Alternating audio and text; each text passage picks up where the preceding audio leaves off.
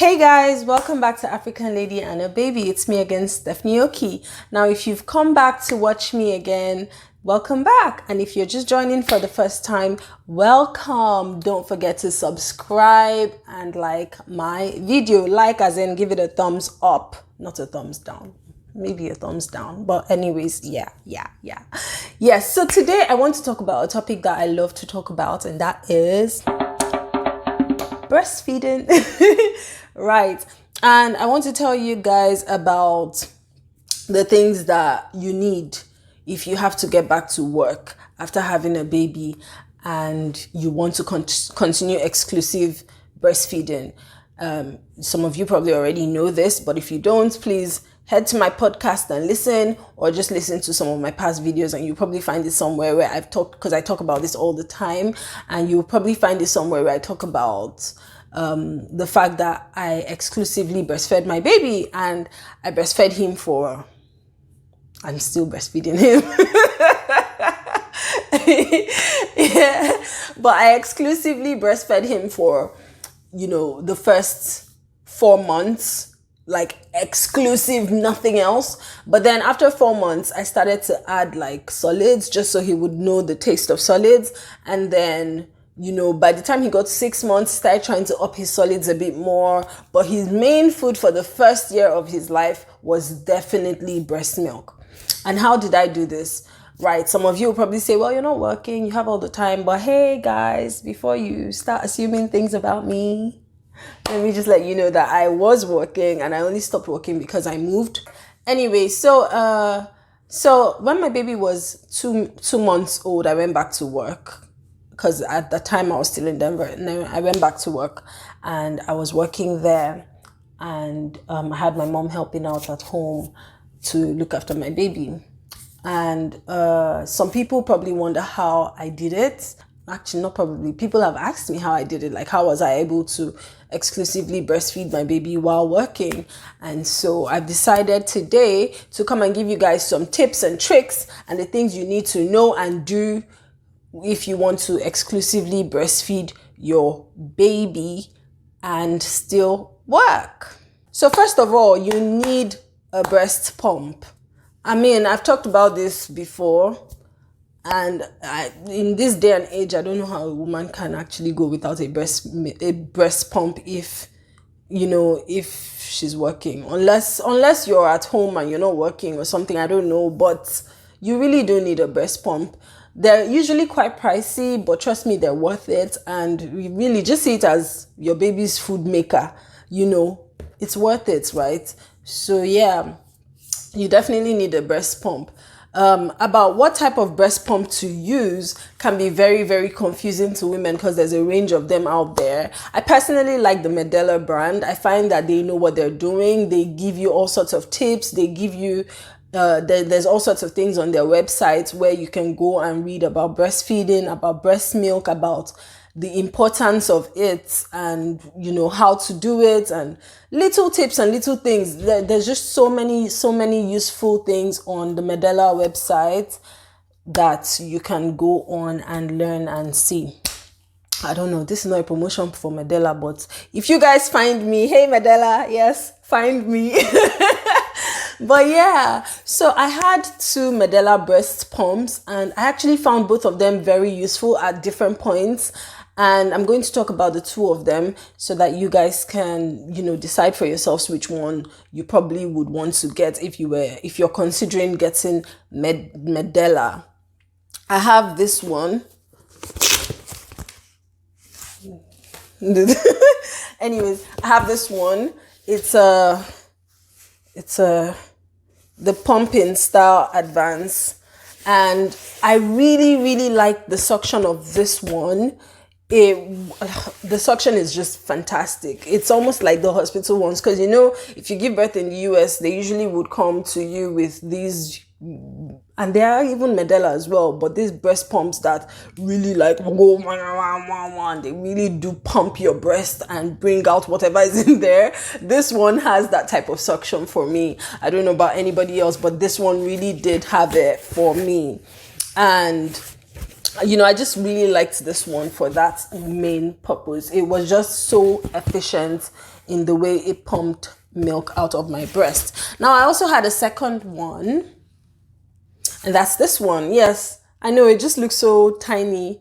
It has all these other attachments. It has the tube as well that you put in here to pump, and then it connects to the two membranes and to the cup, and then you put it in your breast and you pump out milk. And why I really like this one is because look at it, it's just so handy. It like fits in my hand. It's so small, so simple. You can clip this part to like your jeans if you want to walk around the house. Yeah, that's why it's called Freestyle. And it also uses a battery. See, it's not connected to anything. Oh, I think the battery is dead. I should have charged it before doing this.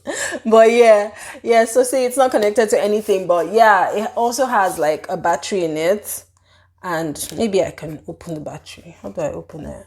Anyway, it has a battery in it. You can charge it. You can also plug it in and just use it whatever you want. So it's Freestyle. It's really good if you want to be free to move around while pumping.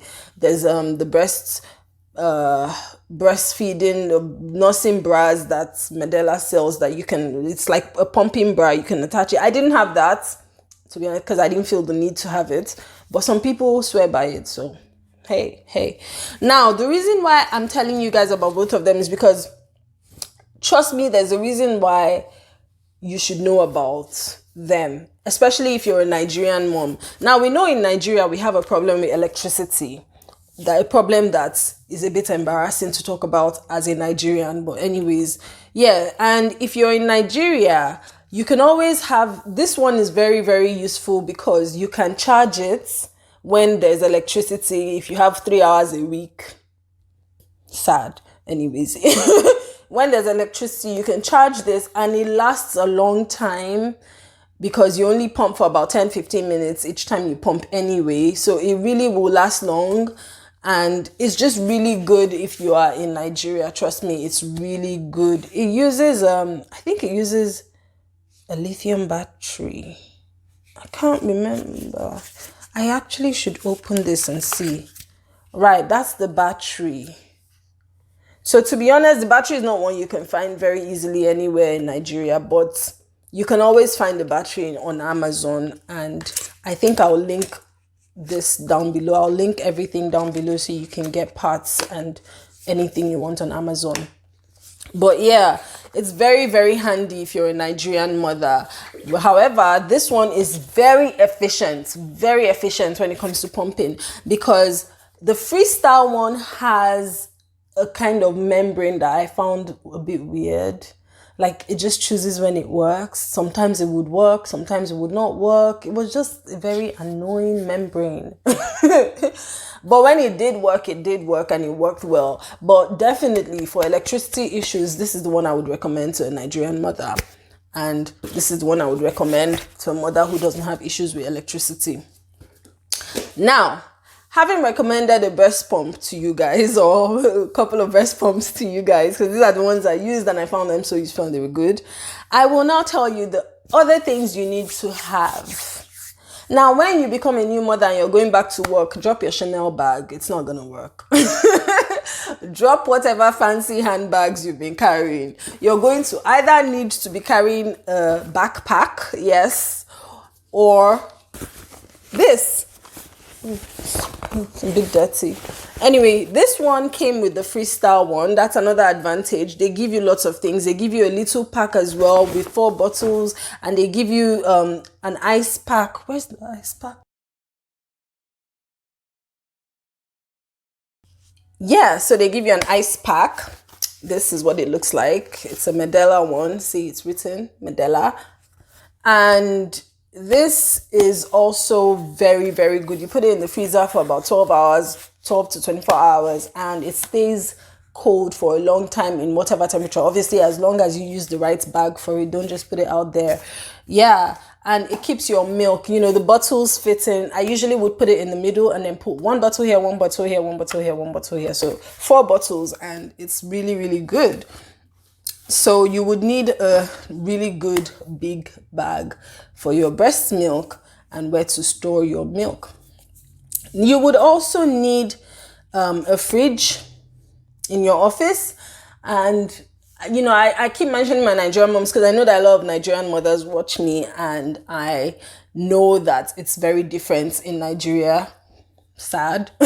But yeah, but you do need a fridge, and if you don't have a fridge in your office where you can store your breast milk safely and securely because you don't want people tampering with it, this is a good thing to have. You definitely will need ice packs. You can buy more. I bought more. I had this one and it worked fine for me. I had a fridge. I even had a freezer in my office where I could keep my milk. So to be honest, I didn't need this. But because I am like extra, I usually wanted my milk to stay at a certain temperature or lower. And so I usually did not leave my milk. Like I never moved with my milk without an ice pack. I would take my milk from the fridge straight into the ice, the bag with the ice pack, and head home. So for transportation purposes as well, when you're moving to and from, we all know that in Lagos, for example, the traffic is like death. So it's a good thing to have an ice pack because you don't want your milk to drop to get warm.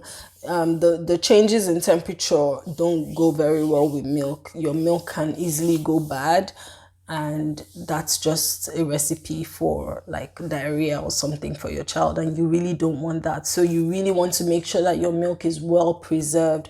So you're definitely going to need an ice pack. Another thing that helped, another thing that you need to know is you have to be really good at planning your time, like really super good at it.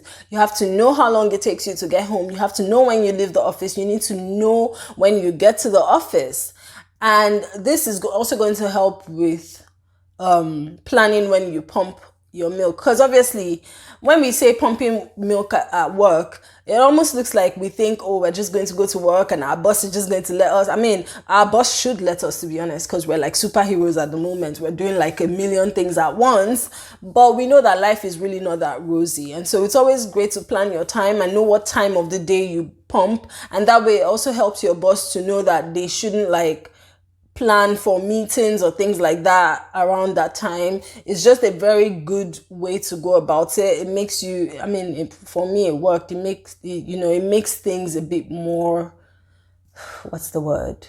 Anyways, you catch my drift. It just makes things easier and better for everybody, for you, for your boss, for your work, and just everything. So plan your time. I tried to do three pumping sessions while at work, and because I didn't really want it to interfere with my work too much, I pumped very early in the morning. So I used to get to work at like 7 a.m.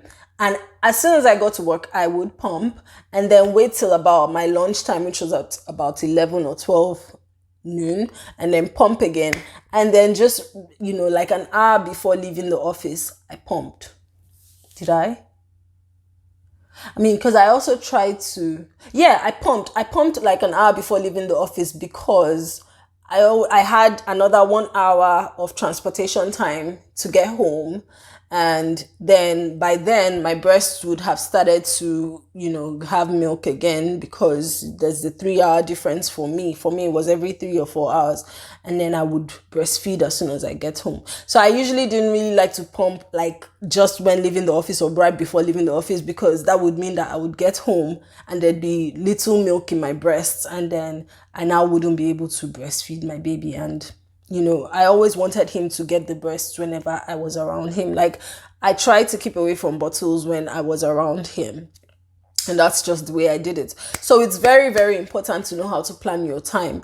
And then also, you also need to, when it comes to feeding baby, when it comes to pumping, sometimes your milk will just not flow because.